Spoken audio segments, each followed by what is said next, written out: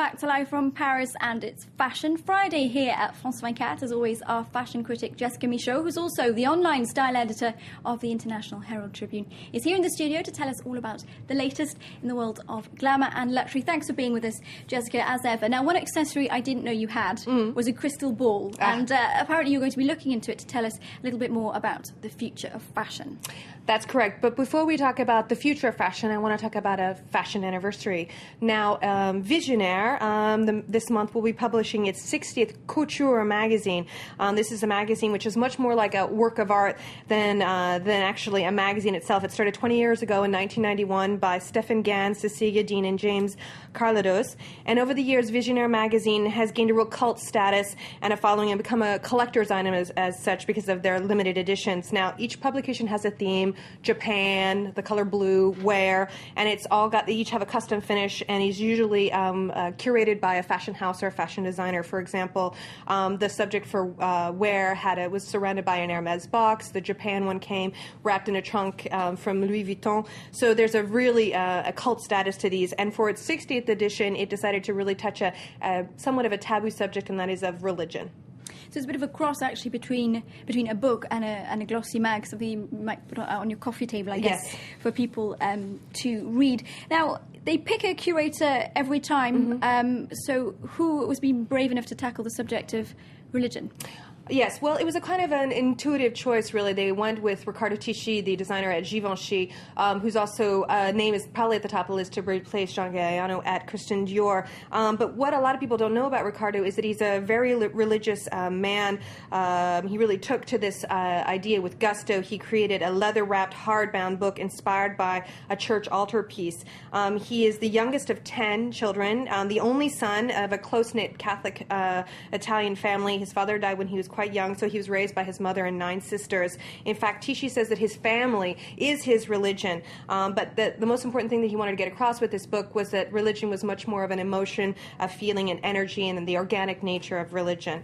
Riccardo asked a bunch of his close friends to get together and participate, including Mario Testino, Karine Reutefeldt, the ex-editor of French Vogue, Jefferson Hack, Patti Smith, Frank Gazzozzani. That's quite an interesting, eclectic bunch, It is. It's quite nice, but what I really liked is that he decided to put people together who had never worked together in the past to create a new dynamic and new energy, and he went into his own archives of religious artifacts and sent images of those to inspire the different shoots that were taking place.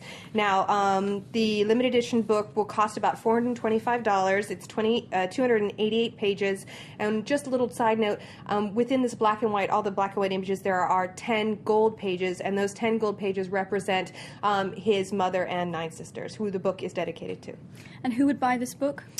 Collectors, fashion collectors. They all actually increase in value, so it's an amazing piece of artwork, in fact. Yeah, it's a lot more than just a magazine. Yes. That is, however, a pretty hefty price tag. Yes. One has to say $425. But maybe that's the way that the fashion industry will go in the future, where magazines are not going to be something that you easily dispose of that cost a couple of euros here in France. What other changes do you think that we're likely to see in the coming years with regards to how people view fashion and how people buy? And will fashion be something that will items be something that we hold on to, or will there be something disposable? What's coming next? There is it's really, those of us who've worked in the industry for a long time really feel that they're in the middle of a transitional period right now in fashion. We've seen a lot of big fashion houses, big fashion conglomerates coming together, having a difficult time handling the whole cult of celebrity with the fashion designers. There's been a big musical chairs, new designers at Chloe, Balmain, Pringle of Scotland, of course, Dior Haute Couture next month will be going forward without John Galliano. But there's also been an increase in the number of shows. We've got pre-collections and cruise collections as well as the ready-to-wear. So there's, it's starting to get cost prohibitive for glossy magazines and fashion journalists like myself to go around the world to cover all of these events. So brands are starting to look for alternatives, and one of the alternatives might be showing a virtual fashion show pretty much everywhere in the world. Now, we're going to show some images here of a fashion show by a German designer named Stefan Eckart, and it's really a great example. He created a new concept that mixes 3D and holographic images. He created the largest holographic projection ever seen, and this fashion show is basically a complete optical illusion. The designer who worked in the past with Alexander McQueen Queen, who was also a real fan of 3D and optical illusions, started this brand 2 years ago. And if this kind of presentation really takes off, then I might be able to review fashion shows from my own from your home. sofa. Exactly, from my sofa. That's pretty cool, actually. You can see it as much as you would do on the runway, I Yeah. guess. I mean, you haven't got somebody's head in front of you either. Exactly. What about clothing in the stores themselves? So Dior, Gucci, Louis Vuitton, all of these stores around the world look at the moment like they have the same kind of interiors and windows. So there's no specific kind of interior for Paris as opposed to Hong Kong, for example. Is that about to change? Yeah, there's a big complaint among luxury buyers that why buy something while they're on vacation when the store looks exactly like the one in their hometown, and why even go to their hometown store if they can buy something online. Now, earlier this week I was invited to attend something called e-Luxe, and this is called Club e-Luxe, and this club has been around for about 5 years, and what it does is it gets its members together with a bunch of speakers who talk about the latest developments in digital luxury. And one of the speakers at this meeting this week came from a company called Electronic Shadow. Now, the concept is still in its infant stages, but the company came up with a way for luxury brands, and any brands for that matter, to eventually change the environment of the store to the mood and the desire of every customer as they walk into the store. It's a bit like Minority Report. You're actually targeted maybe by the irises of your eye, and the shop transforms into what you'd like to see. Yeah, that's actually the idea, that detectives would recognize you when you come in and would adjust the walls, the counters, and even possibly the floor into images and photos that you personally think would be appropriate and that you would like. So it would make every shopping experience, tailor-made to you. And just finally, this club is about digital luxury development. What about buying online? Are we going to see that change in the coming years? Yes, we'll probably see, if you're to believe one of the other speaker, Alex Slavic from the company Next Widget, we'll be seeing more of embedding of transactional information on videos and photos. So if you send a video or a photo to your friend via Facebook or Twitter, you'll be able to touch that photo and purchase those sunglasses or that dress via your smartphone or tablet.